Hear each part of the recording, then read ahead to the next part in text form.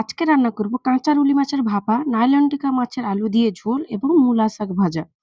Hello everyone, good morning. Mallika চলে এলো আরেকটি ভিডিও নিয়ে। কাঁচা রুলি মাছে নুন, হলুদ, টমেটো, সর্ষে বাটা, কাঁচা লঙ্কা, কাঁচা পেঁয়াজ, গোটা জিরে একটু দিয়ে মিক্স করতে হবে। কিছুক্ষণ মিক্স করে রাখার পরে একটু তেল দিয়ে আবার একবার মিক্স করতে হবে।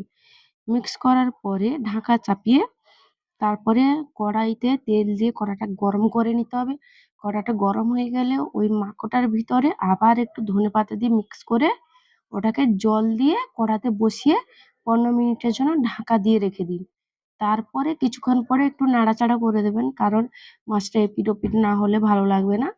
তো এপিট এপিট করার পরে তারপরে রস শুকিয়ে জাস্ট গ্রেভি গ্রেভি টাইপের থাকবে, থকথকে। তরকারিটাকে নামিয়ে নিন। তো এখানে আমার তরকারিটা পুরো হয়ে গেছে, মাখো মাখো মতো পুরো হয়ে গেছে। এবার করব আমি নাইলন টিকা মাছের ঝোল। তো নাইলন টিকা মাছটাকে আগে ভেজে নিলাম। এদিকে মাছটা ভাজতে ভাজতে আমি সেদ্ধ আলু করে নিয়েছিলাম ভাতের সঙ্গে। ওই আলুটাকে কেটে নেবো সরু সরু করে, দিয়ে ওটা দিয়ে আলু দিয়ে ঝোল করব, জিরা ঝোল করব। তো কড়াইটি বসিয়ে কড়াইয়ের মধ্যে তেল দিয়ে তেলটা গরম করে নেব, দিয়ে মাছের মধ্যে নুন হলুদ অবশ্যই আগে থেকে মাখিয়ে রেখেছি।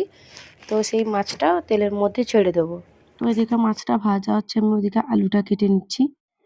এদিকে আমার মাছটা ভাজা হয়ে গেল। মাছটা ভাজার পরে ওই মাছ ভাজার তেলে আমি আলুগুলো ভেজে নেবো, কারণ যেহেতু ভাতের সঙ্গে সেদ্ধ হয়েছে তো ওর মধ্যে নুন হলুদ ঢুকে নিয়ে একটু ভেজে নেবো নুন হলুদ দিয়ে। তো দেখো আলুগুলো পুরো লাল লাল করে ভেজে নিয়েছি। দিয়ে এবার আলুগুলো নামিয়ে তেল দিয়ে দেবো কিছুটা ওর মধ্যে। তেলের মধ্যে গোটা জিরে দিয়ে দিলাম, যে তোমার জিরে বাটা করা নেই। জিরে গোটা জিরের মধ্যে পেঁয়াজ টমেটো বাটা দিয়ে ওটাকে একটু কষিয়ে নেব। কিছুক্ষণ কষানোর পরে ওর মধ্যে আরেকটু কিছু টমেটো কুচি দেবো, টমেটো কুচি, হলুদ, লঙ্কা দিয়ে ভালো করে মশলাটাকে কষবো। তেল বেরোলে তারপরে একটুখানি জল দিয়ে দেবো মশলাটাকে কষানোর জন্য। তো মশলাতে জল দেওয়ার পরে জলটা কিছুক্ষণ পরে জলটা শুকিয়ে যাবে। যখন মশলাটা থেকে তেল তেল বেরোবে, তেল তেল টাইপের বেরোবে, তখন মশলাটার মধ্যে আমি আলু ফেলে দেবো। দিয়ে আলুটা দিয়ে কিছুক্ষণ নাড়ার পরে যখন মশলাটা আলুর সঙ্গে মাখো মাখো গায়ে গায়ে হয়ে যাবে, তখন কিন্তু ওটার মধ্যে আমি জল ঢেলে দেবো।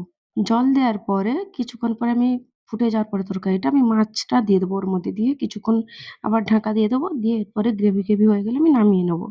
তো দেখো আমার এদিকে ঝোলটা কমপ্লিট হয়ে গেছে, নামিয়ে নিয়েছি। এবার কড়া দিয়ে বসিয়ে দেবো আমি মূলো শাক। মূলো শাকটার মধ্যে নুন হলুদ দিয়ে খানিকটা জল দিয়ে ওটাকে ঢাকা মেরে দেবো, কারণ মূলো শাকের মধ্যে ডাঁটা ডাঁটা থাকে, যেহেতু ওটা একটু সেদ্ধ হতে টাইম লাগে। তো একটু আমি ঢাকা মেরে দিয়ে তার মধ্যে শাকটাকে ভাজা ভাজা টাইপের করে নেবো, যাতে না ওর মধ্যে জল থাকে। তো কিছুক্ষণ ভাজা ভাজা করার মধ্যে মাঝখানে তেলটা দিয়ে তোমরা শাকটা পারলে নামিয়ে নিতে পারো। তো আমি নামালাম না, কম শাক। এই মাঝখানে একটু ফাঁকা করে তেল দিয়ে তার মধ্যে লঙ্কা পেঁয়াজ দিয়ে ওটাকে কিছুক্ষণ নেড়ে নেড়ে তারপরে নামিয়ে নেবো। আমার শাক ভাজা রেডি।